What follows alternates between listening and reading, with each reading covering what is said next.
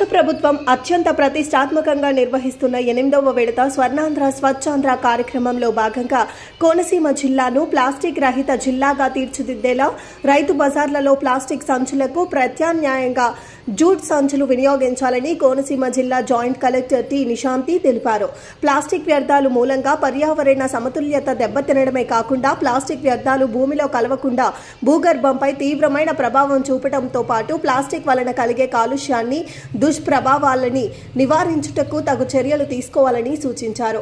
ప్రత్యామ్నాయంగా చేనేత లేదా జూట్ సంచులు వినియోగించవలసినదిగా ఆదేశిస్తూ రైతులు వినియోగదారులకు ప్లాస్టిక్ సంచుల నివారణకై విస్తృత ప్రచారం చేయాలన్నారు.